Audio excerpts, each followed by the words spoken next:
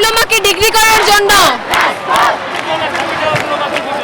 আমরা HSC pass করার পরে আমরা ভর্তি পরীক্ষা দিয়ে 3 বছর ডিপ্লোমা করি, এরপরে আমরা লাইসেন্স পরীক্ষা দেই, ইন্টার্নশিপ করি, সব মিলে আমাদের 4 বছর পার হয়ে যায়। তারপরেও আমাদের যোগ্যতা কিভাবে এইচএসসি সমমান হয় এটা জবাব বিএনএমসি আমাদেরকে দিতে পারতেছে না। তারা বলতেছে আমাদের যৌক্তিক দাবি। তাহলে যৌক্তিক দাবি মেনে নিতে এত সমস্যা কোথায়? আমাদেরকে কেন রাজপথে আসতে হচ্ছে? তা আমাদের যৌক্তিক দাবি যদি তারা মেনে নিত তাহলে কি আজকে আমরা রাজপথে আসতাম?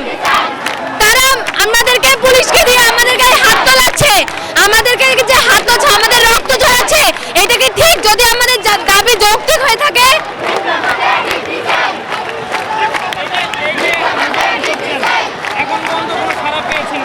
না, আমরা এখন পর্যন্ত আমরা মুখে মুখে সাড়া পাচ্ছি যে তোমাদের দাবি যৌক্তিক, এটা মানা হবে, সেটা আমরা আরো অনেক আগে থেকে শুনে আসতেছি। কিন্তু এবার আমরা যখন পথে নামছি, আমরা আমাদের দাবি আদায় করে তারপরে ছাড়বো। আমাদেরকে লিখিত দিতে হবে যে আমাদেরকে ডিগ্রি সমমান করা হচ্ছে। দেশ জুড়ে তোলপা ওয়ালটন ফ্রিজ কিনে আপনিও হয়ে যেতে পারেন মিলেনিয়ার।